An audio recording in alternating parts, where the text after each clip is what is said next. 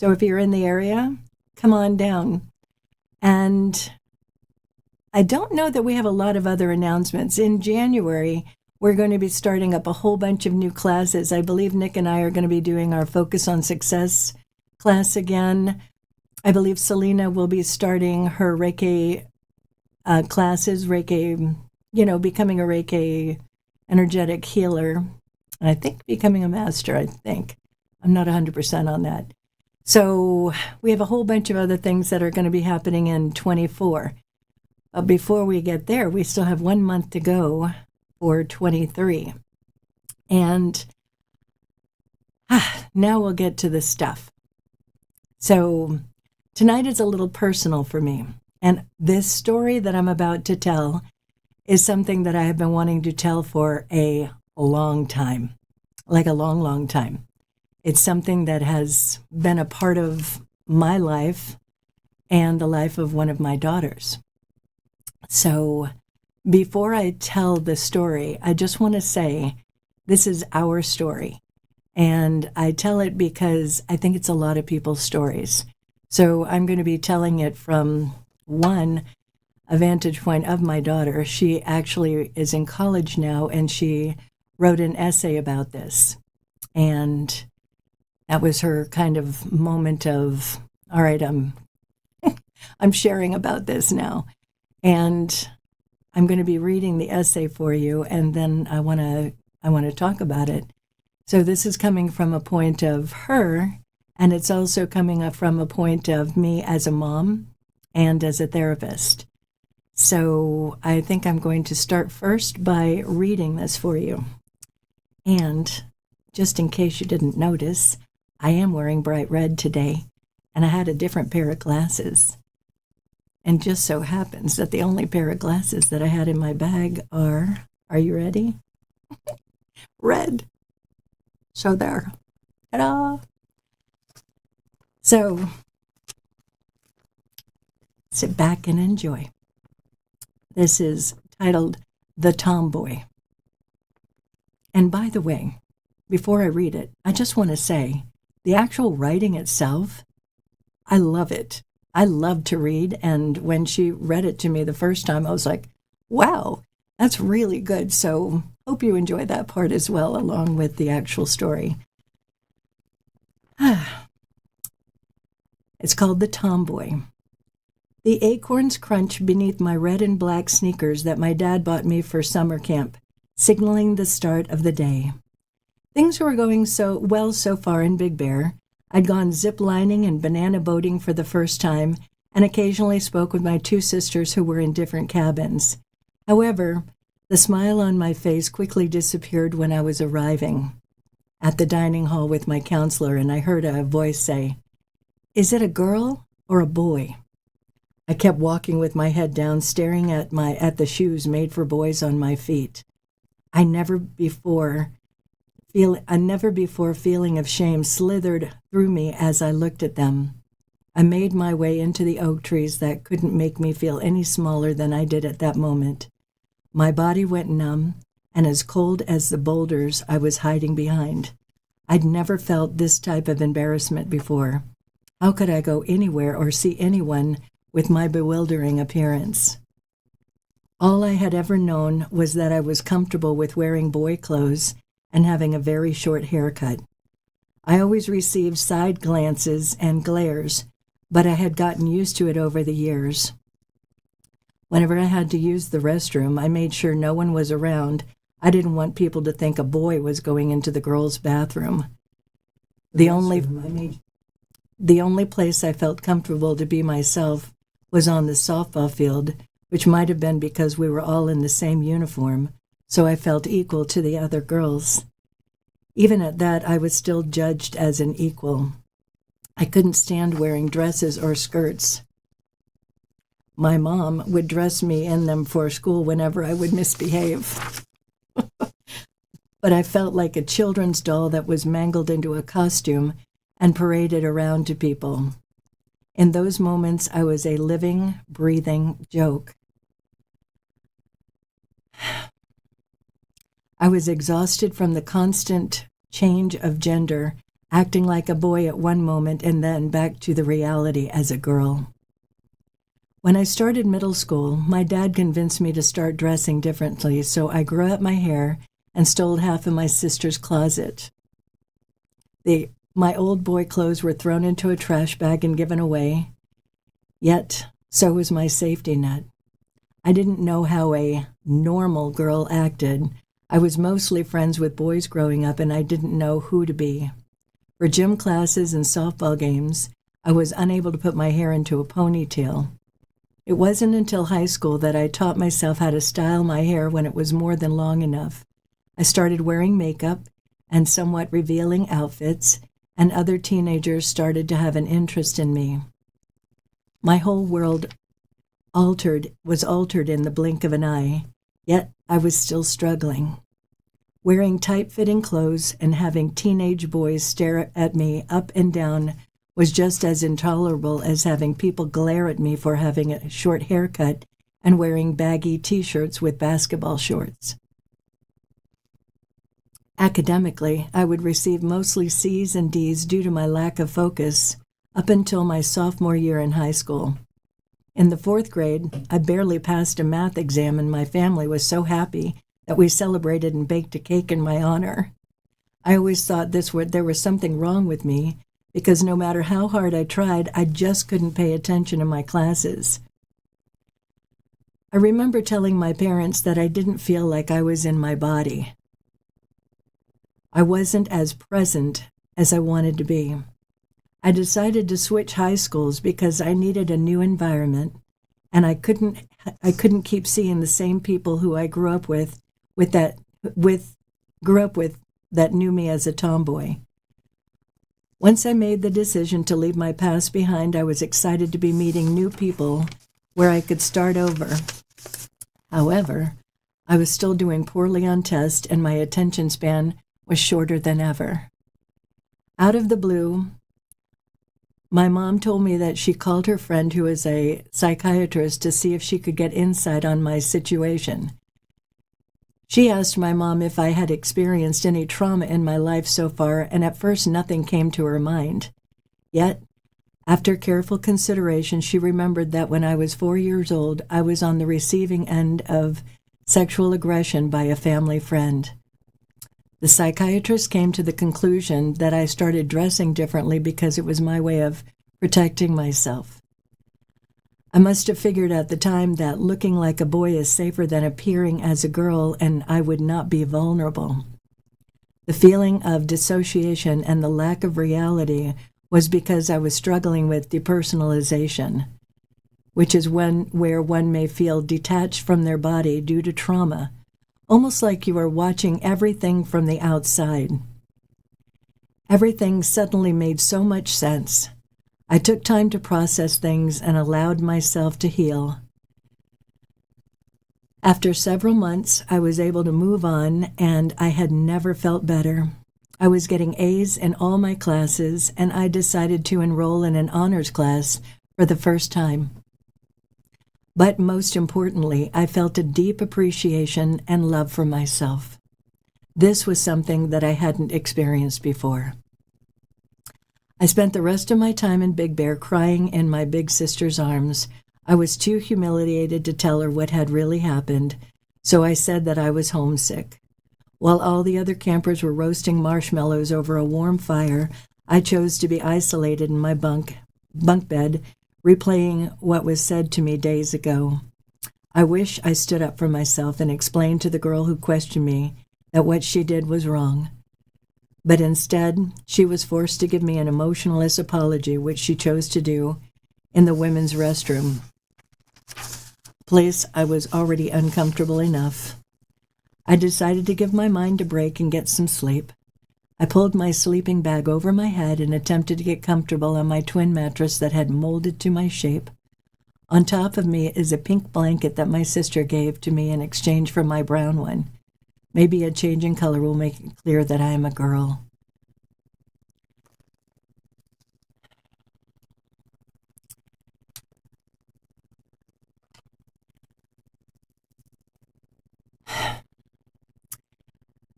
There's a lot of people out there that struggle with all kinds of things with their identities. And for me as a mother, when all of this was going on, my part in it was that all I knew was my little girl one day was like, Mom, I want to wear boy clothes. And she wanted to cut her hair off, and she literally wanted to be a boy. There was one day when we were driving, and in the back seat, I hear this little girl voice go, Mommy, how come I don't have a penis like all the other boys? And her sister in the back seat as well was like, it's because you're a girl, and one day you're going to have great big boobies too. And there was just this part of it, we didn't even think about it. It's like, I guess she's a tomboy. I guess that's just what she wants to do. And for me as her mom, yes, at the time, I didn't know what else to do sometimes for consequences, and that seemed to be a thing that worked. And didn't seem too horrible at the time. So, I would put her in those dresses. And then I also, at the time, I had people say to me, why do you let her do that? Why do you let her dress like a boy? I mean, she looked like a boy. I would take her to get like shoes and clothes and stuff, and people be like, oh, your son is so cute. And I'd be like, yep. And, what are you going to do with that? You have to honor where your children are at. So for me as her parent, I'm just doing the best that I knew how to do at that time. So that was over 10 years ago.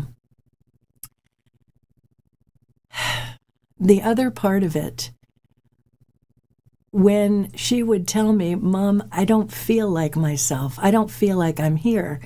It wasn't once or twice. It was fairly often. And I didn't know what to do with it. I was like, honey, I see you. You're right here. You're here with me. And, I don't know what else to say, but I see you. And, we just kept trying to work through it as best we can. And what she didn't say in the essay was that one day she came to me and she said, Mom, I have a name for it. It's called solipsism. And I was like, solipsism? Okay. And I look it up, and I did call my friend. Her name is Dr. Erica Scott. And she's one of I just love her. And so I called her, and thank goodness she answered the phone. She was in Israel at the time. And I'm like, Erica, my daughter, I've been having this challenge with her, and she feels these things, and now she tells me it's solipsism. And so Erica said to me, Audrey, it's a form of derealism, and it's dissociation, and usually it's caused by trauma. Now, at that moment that she said it's caused by trauma, in my head, I literally was like, I don't think so. That girl has had a blessed life. And then my mind went back to what she said in that essay, and I was like, Oh, and that's when she started dressing like a boy. So you guys have heard me talk about this before, and I'm going to say it again because it's really, really important to understand. When we have dissociation, which honestly, a lot of people do, a lot of people dissociate. A lot of my clients come in, and I have to show them what I'm now going to show you again, because I know I've said it on here before. But if you're thinking about the car analogy, and there is a wall, and the car, you're driving, and we hit a wall that looks like trauma. And remember, trauma can be big traumas, or it can be these little things that add up. But trauma is, in my definition, anything that looks unlike love. So when my daughter had that trauma, it was a very big deal in a little girl mind. And so in her little mind, it was like, ugh, I don't want to be in this car. I don't want to be rolling with this, feeling. I don't want to be vulnerable. I'm going to take another car. So she takes the boy car. So now she's got this feeling car, this regular, it's her car, and she's going to be something else. So she is dissociated. So when you're dissociated, you're not 100% present, which she was telling me all that time. So then when I understood it and I was able to go to her, as she said in her story, And we were able to understand, this is what you did, and this is why. And now what we have to do is put you back into one car, and you learn to deal with your emotions, you learn to deal with the stuff, and you be in that powerful car. So she went from making all of these challenging grades and feeling, not present, to almost overnight really being powerful and being in her car and doing all these things that I think that she never dreamed that she would be doing.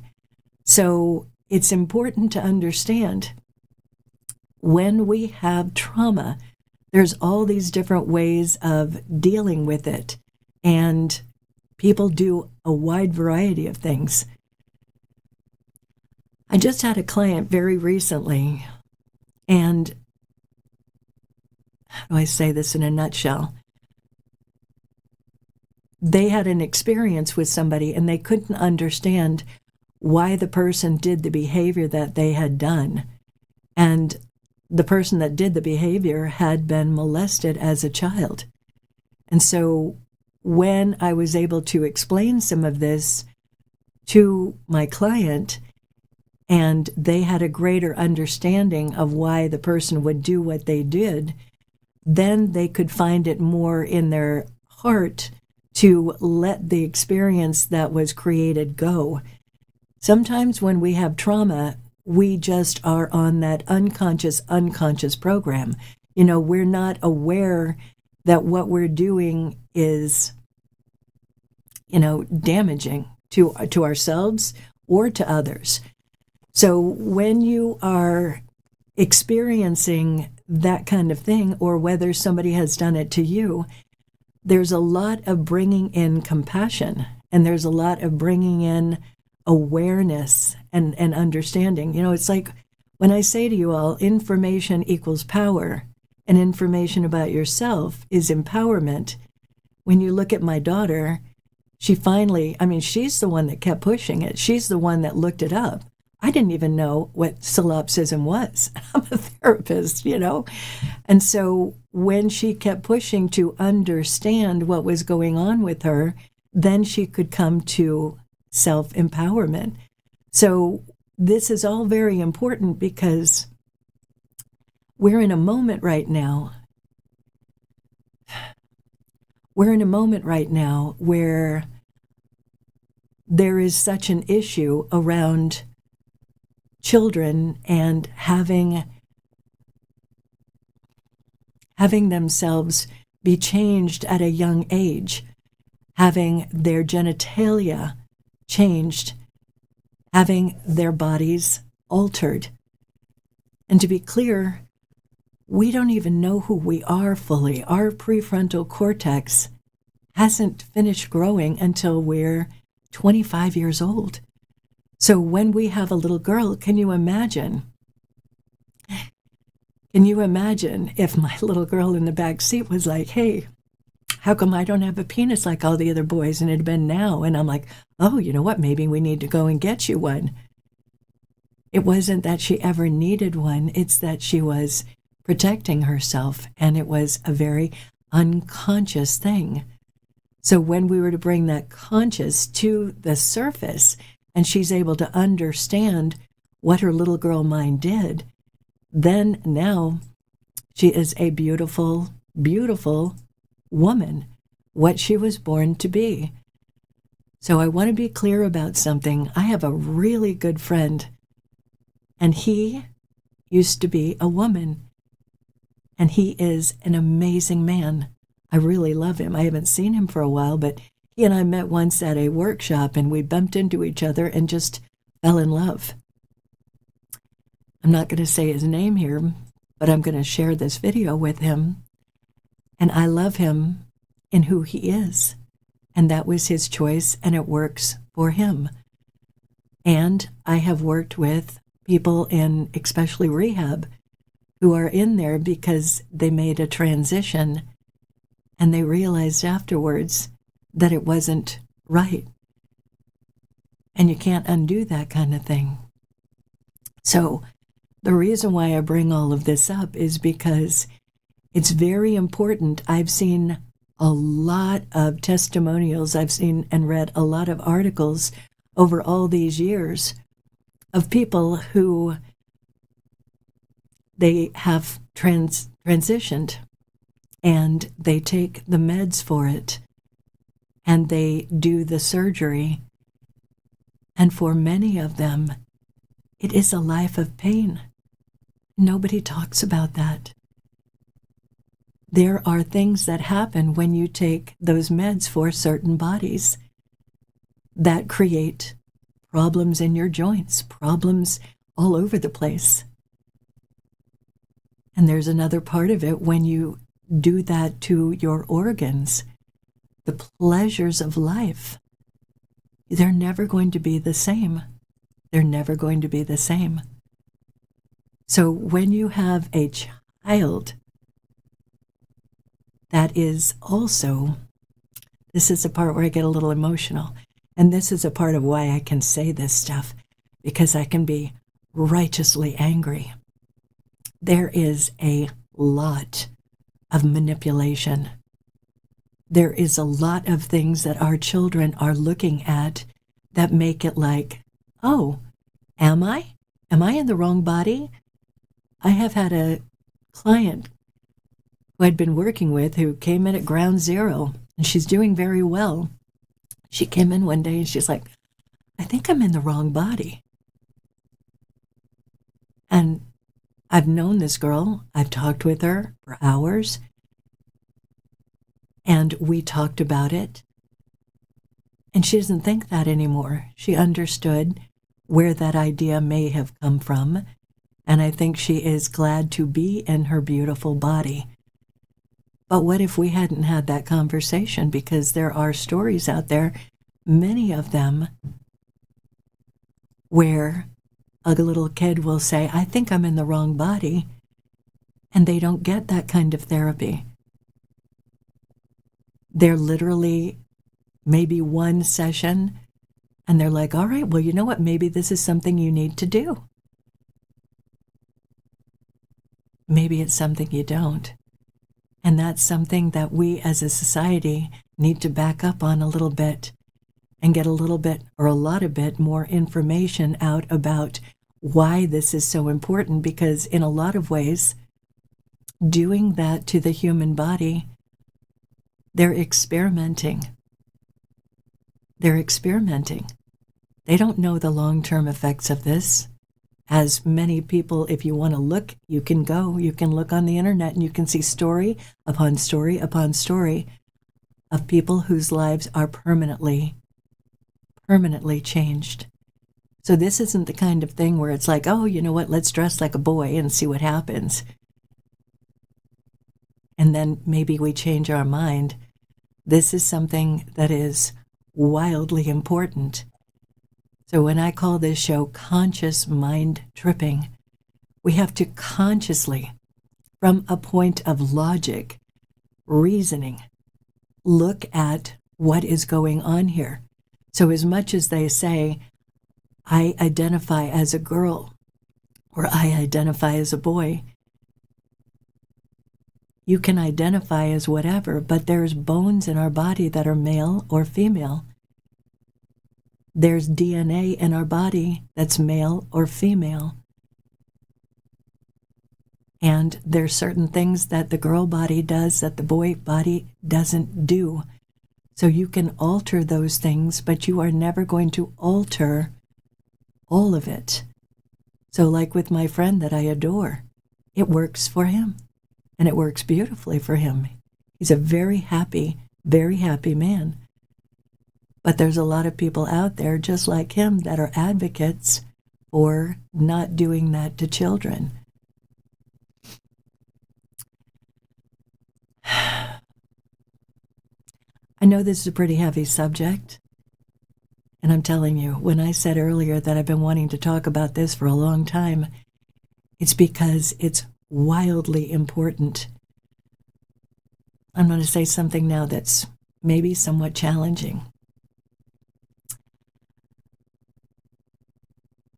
You can look this up. in the vaccines that we're giving our children, they are putting in there human embryo. You can look it up. I don't think any of us, I vaccinated all my kids. I didn't think about it. The doctor said that's what we're supposed to do. We do it. But when you're putting in that kind of thing, it can make it where it's confusing on who we are. And then comes the question of why would they put that in there? And what do they put in there? What exactly are in these things that we're giving our children that we're told, oh, it's safe, it's effective, it's whatever? How do we truly know this? We don't. But we can look at what's going on with society right now, and we can look at the amount of things that didn't used to be happening with our children that are happening now. And it didn't happen way back then. It happened when vaccines started. So maybe it would be a good idea to ask your doctor to give you all the ingredients that are in these things that we're putting into our bodies, into our children's bodies. It's an important time right now because I'm 61 years old.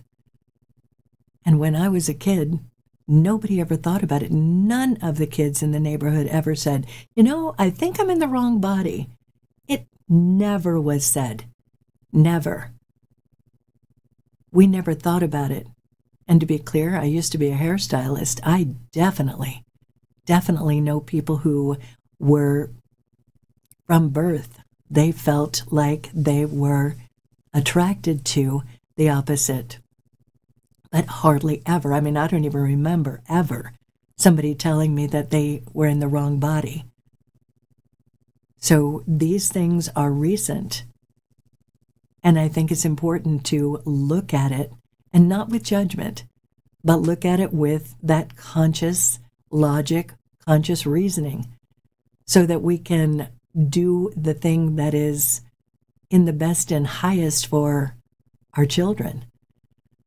It's one thing, whatever you want to do with your body as an adult, but it's a whole nother thing to do something with a child. It's kind of like this. It's like with our kids, they're in the back seat.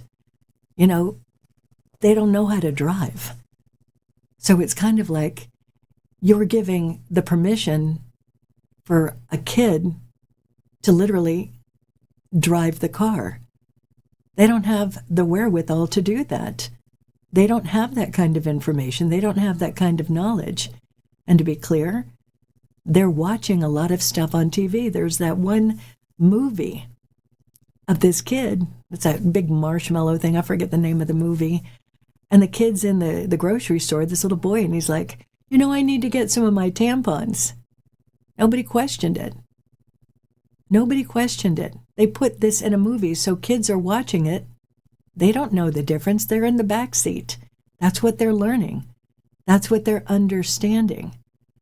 And why are a lot of parents very, very angry and going to school board meetings? Because kids are allowed to read books that are manipulating their very, very suggestible minds. You got to remember something. When they're in the back seat from 0 to 8 years old, they don't know the difference between anything. They have no idea. You tell them people can be boys and girls. They're like, oh, really? Well, how does that work? They don't know that there's any difference with it. So when they're watching cartoons and they see these things in their little people minds, that's just normal. That's what we do. But it's not. But when they get to be an adult, if they want to make that decision, then that's their decision. They get to make it. And it's okay. Like I said, I've got this fabulous friend that I love so much. It was his decision. And for him and who he is, it was the right decision. And it seems like he's a very, very happy man. And I've known a few other people. Seems like it was the right decision for them.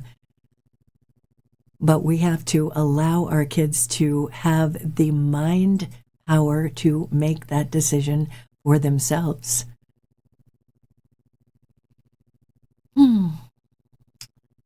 That was the main topic of tonight. Ed, how much time do I have left? 27 minutes. I just love Ed. I don't know where any of the comments are. Can you see the comments? Yeah, nothing's showing up here. So no questions? Yeah, not yet.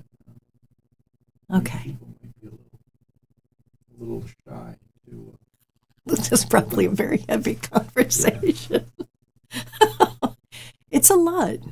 You know, I've been sitting on this for a very, very long time. You know, and I never could say anything because I'm honoring my beautiful daughter, who, by the way, she's really doing amazing things in the world, being very powerful, being present in her car. Not only is she being present, she sat down at the beginning of COVID. So there is that part of being the adult driver in the front seat and being the third driver, that kid in the back seat. But one thing that you all know, I talked about it a few weeks ago, is being that first driver, you know, owning that intelligence that flows through us. And she sat down at the piano one day as she was having a moment at the beginning of COVID, and it was like she just started to play. And she continued, and now if you listen to Nick's music, she made that on Mainstream Metaphysics. She's making some for me. She's got an album out, and she's doing amazing things in her music world and really owning that. And as you can see, she's owning her ability to write and tell her stories. She has another essay that she did on a whole nother situation, and one day I would love to bring her in to talk about that one. But I'm telling you, it's like when I'm working with my clients and they're understanding how they have taken a separate car, and I'm talking about people with addiction issues. That's a very common dissociation. You know, it's like I have a lot of pain, a lot of trauma, a lot of stuff that really doesn't feel good. So they start maybe smoking pot, and then they start drinking, and that all is like, oh, I don't feel the pain there. You know, I can numb myself out. And then they just keep going down that road, becoming more and more dissociated. And when they hit us, we integrate and put them back in the one car and literally teach them with tools, show them how to deal with all of those emotions, show them how to process through those things. A lot of us never learned how to deal with our emotions. I don't know about you, but when I was a kid, if you were angry, you better go to your room or I'm going to give you something to really be angry about. So I couldn't be angry for a long time.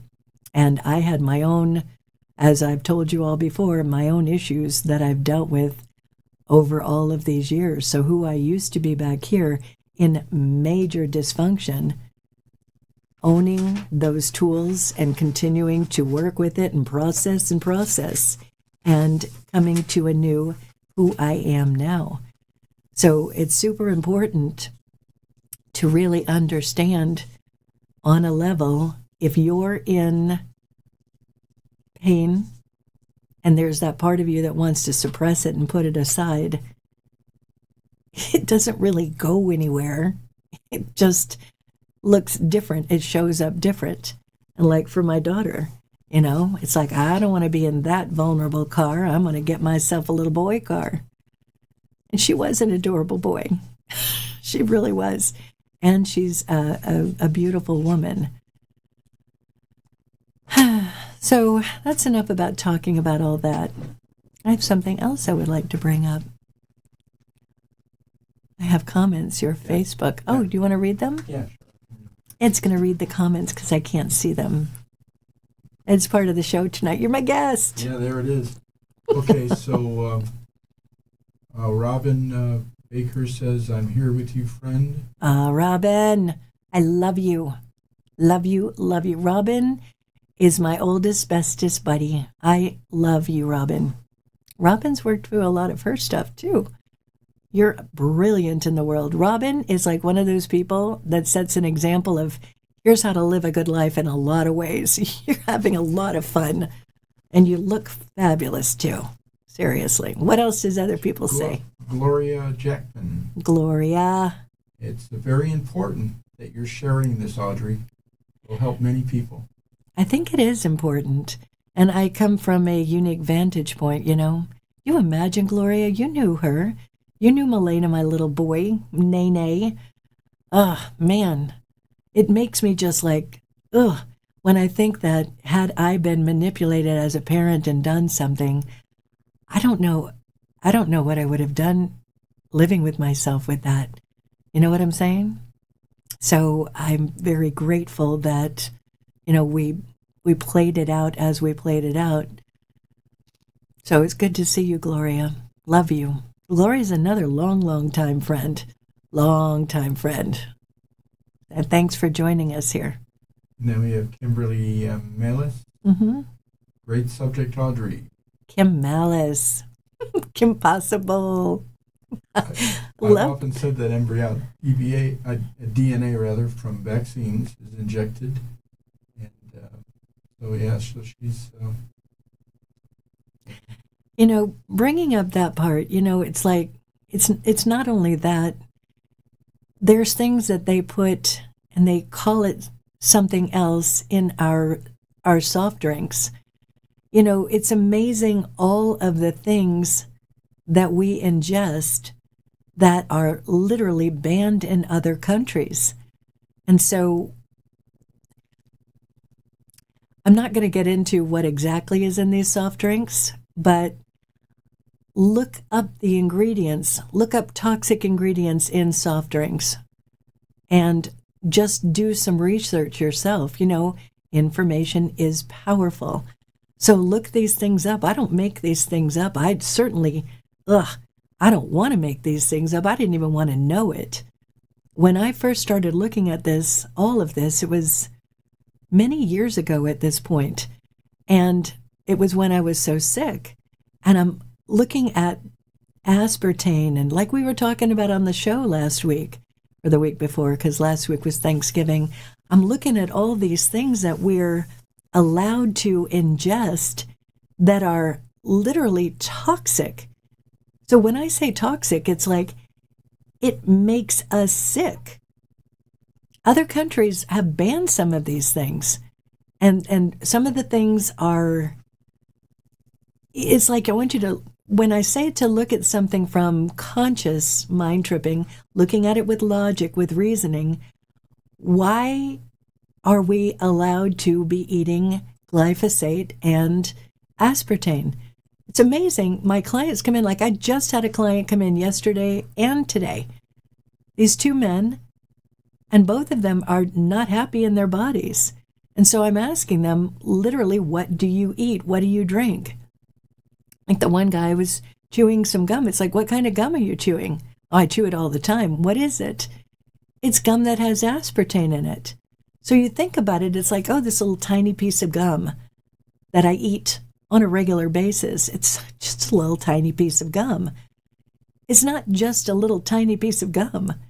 It has toxic chemical in it. And it doesn't matter if it's a big-ass piece of gum or it's a little tiny piece of gum. Our bodies, especially, it's going in the mouth and it's going into the stomach. So in the stomach, it does its thing. Glyphosate, aspartame, they're not just like going down through the digestive system. That's not what food does. It goes into the system, and those kind of things in particular, your stomach is a balloon, like a balloon. This is my analogy with it. Those kind of things make little holes in it, and it creates inflammation in the body because it goes into the body and it's toxic. So the fun thing is, both of these guys, I know they're changing what they're doing. and they're going to eliminate that kind of gum. The one guy is going to eat pure, P-U-R gum, because sometimes we have an addiction to gum. Sometimes we just like to chew. I had to break mine recently because I had my tooth done in. Now I don't have to chew anymore because it's over. But seriously, by January 1st, both of these two, in following these things that I made little suggestions about, go get yourself like hyaluronic acid, take some turmeric, let's bring down the inflammation in the body. I was asking the one guy, do your joints hurt? Oh yeah, it's really bad. So hyaluronic acid can help with that. Doing all of these other little suggestions. And by the way, when I say these suggestions, I have them look it up and understand what it is. But usually hyaluronic acid mixed with some collagen is not going to have a negative effect on your body. But it's important to get, when we're doing those kind of things, when we're ingesting them, the stomach affects the mind and it creates foggy thinking. So we're not thinking clearly, so we can't make those conscious, logical, reasonable choices. So, whether you're putting in this or whether you're putting it in food or drink, there's enough going on that we don't need to add to it. So when you are taking the time to, again, inform yourself, then you get to, like, for instance, as you're watching this, look at what you're doing with your whole diet, the whole thing, and look at if there's anything that you're ingesting that has those kind of chemicals. Look at the actual chemicals in whatever it is that you do eat. If it's things that you can't pronounce, there's a high probability that your body can't understand. So doesn't mean you need to take everything out. It just means you need to make some adjustments. All right? So you don't have to, you get a balance of things. Your body can deal with some, but it can't deal with a lot. Ed, how much time do I have? And do I have any other comments? Minutes. 15 minutes? Huh? Any other comments there? Yeah, let's see. We have... I like bringing that into the show. So, let's see, we have Carla Pierce. Okay, hi, Carla. This is a very important thing to talk about. It is. And she says, thank you, Audrey. Such an important topic. You're very, very welcome. And then Gloria Jackman said, thank God for your patience and your grace with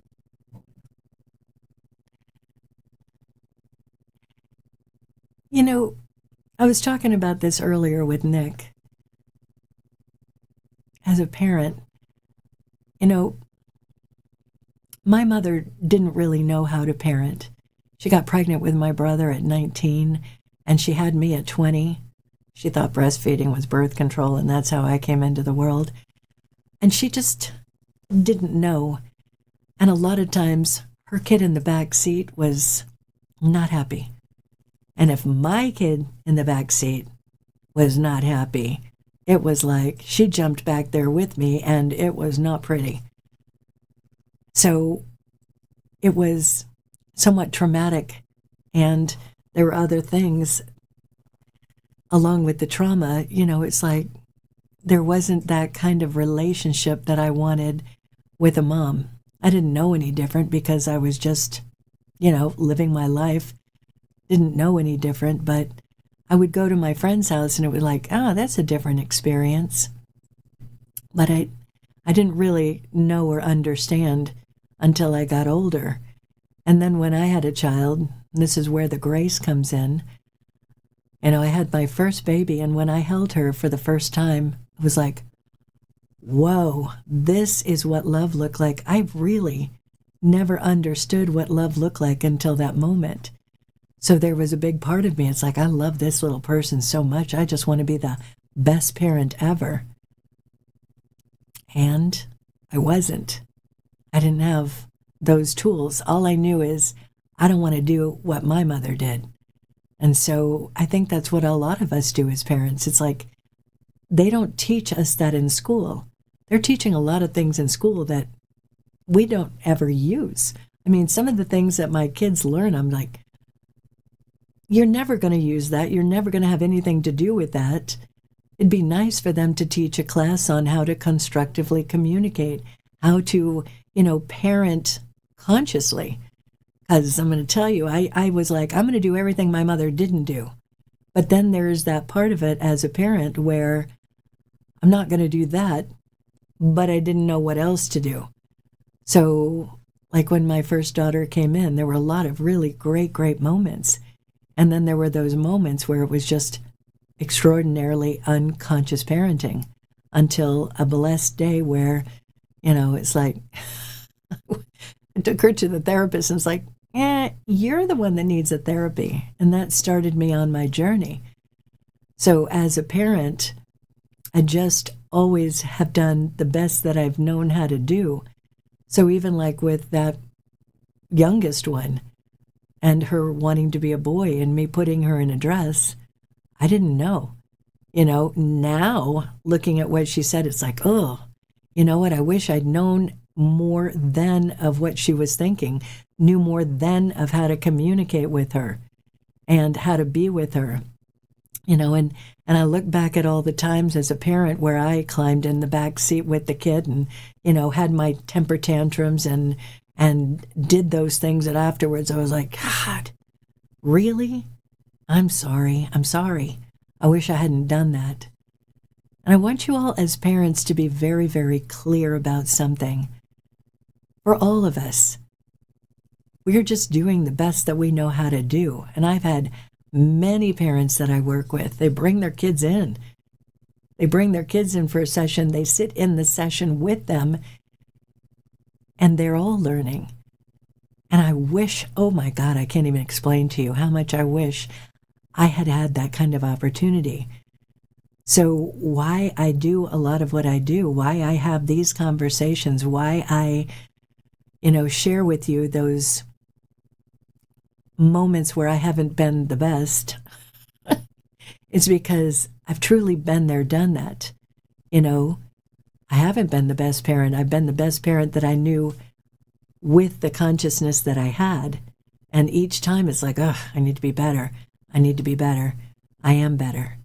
I am better. And I aspire and keep intending to hold that space. So if you are a parent, and it doesn't matter what age, because let's be clear, they can be 40 years old and you're still their mom and you're still their dad. So it doesn't matter what age. I have somebody who is very up there, and we've had moments where she's gotten to be a very great parent. And it's not that she was a bad parent back there. She just did things like we all do. And now she's switching gears and doing even better. So it's important to get. It's never that you look at, oh, I'm just messed up in this department, messed up as a parent.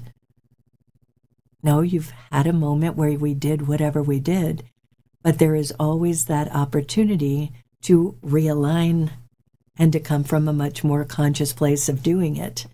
So, like with all of my daughters, I just keep loving them from where I'm at and keep apologizing and learning from the mistakes that I have made. And I make mistakes still. And I have to honor that. I have to look at, why did that happen? What was little Audie in the back seat thinking there? Or was it just something completely unintentional? And I need to learn from being more aware of what I'm doing. But one thing's for sure, I've gotten to the point in my life where I'm not going to beat myself up about it. I'm not going to make myself wrong. I'm not going to make myself bad. If it was intentional, there's a whole nother story. So for those of you that are parents and you've done whatever with your kids, realign, apologize, choose a new road, choose a new path, and, invite those kids to join you. I think that's the best and highest we can all do, because nobody does it right all the time. I don't think anybody does it 100% right all the time. And so when we're willing and able to see that and acknowledge it and learn from it, then we can do it right the next time. Any comments over there? Well, no, that's just Carlos said, thank you, Audrey, such an important topic once again. So, I appreciate you guys on here. I truly appreciate your support and you all joining me for these moments. As you well know, it's something that I've grown into. And so having you all out there and knowing that you're on the other end of this camera makes a big difference for me. And I am extremely grateful. How many minutes do I have, Ro? you got about 6 minutes. And Gloria says, we can only learn from our mistakes and learn with them. Yeah, but you know what happens? People beat themselves up. I used to do that bad. I used to live with, oh my God, I screwed up. And I would judge myself up one end and down the other. And you know what happens when you do that? You just keep screwing up. Because your attention is on, I've screwed up. I'm not great. I'm not good. I messed up. Oh my gosh, did I mess her up? So there's a part of it where I have 5 minutes left. Love Ed. There's a part of it where you have to get the judgment out of it. We're all just constantly doing the best we can in any given moment. So when you watch something like this and you look at your own life, if you did something back there, learn from it and be the new version of you in this choice point. You got to remember something. This is the only place to be in this moment right now. We're learning from the past. We're gaining that wisdom. Like I can't even explain to you how much wisdom I have gained in this lifetime. I mean, between my relationships, between my job situations, between my health, I have gained a lot of wisdom. And again, I continually have to be in the choice point of now, visioning the future, making intentions for the future, taking those actions to bring me to those intentions. It's like I'd said to a client the other day, it's like he kept saying, I'll try. Or it's actually a funny situation. This kid's 20 years old. And he looks at me and he goes, all right, I need to do that. I looked at him and I was like, huh? And he looks at me and goes, he looked at me like, did you not hear me? I said, I need to do that. I gave him a funny look again. And he's like, are you not hearing me? I'm telling you, I need to do that. And then I was like, and then he finally got it. And we just had the greatest laugh about it. But when you're saying, I've said this before here, it's like when you're looking to go into the future, which is the next minute, and the next minute, and the next minute, when you need to do something, that's not taking ownership. When you say, I am, and you take those actions, that's ownership. And it's important in this moment in time because I'm telling you, I keep saying it, it's important for us to line our little ducks up in a row and have ourselves grounded and centered and focused. It's a big moment in time. It's a big moment in time. So between here and January, your homework is to create a big intention list of all these possibilities. I had somebody do that today. So for your love in your life, what is your intention? What is your intention for your health? Between here and January 1st, clean it up, organic, first-hand touch by the sun. Make conscious choices. What's your intention for your success and your abundance? Write it down. And then what are the actions that I am taking to make these things happen? And then there's one that sometimes people forget about. What is your intention for being in your joy? What are you going to do for fun? Make a list in 2020, I can't even say words like numbers. In 2024, what do you want to do for fun? Make a list. And maybe if you have an appointment book, go in the appointment book and this day I'm going to do this. This day I'm going to do that. I'm going to take a vacation here. Or if you can't take a vacation, I'm going to make a little staycation. Whatever it is, take those steps, take those actions to have that fun in your life, that joy. Nick and I just created some new mugs for our holiday season, and they are Fill the Vessel with Joy. We literally have joy oil that we're going to be putting in to make them into candles. So that's your homework between here and January 1st. I have 1 minute left. So in this last minute, I just want to say, in light of Thanksgiving, that appreciation that I feel when I see you guys on here and I see your little comments and you're involved and you're supportive, I am extremely grateful, deep, deep gratitude. I just love you all very, very much. And I want to say I invite you to share this video. And if there's somebody that you know in your life that has a struggle with these kind of things, share it with them. Share it wherever you would like. And I will be back here next week. I'm not sure exactly what the plan is for next week, but I'll have something a little more light and fun. And I will look forward to seeing you all when we meet again. Much love to you.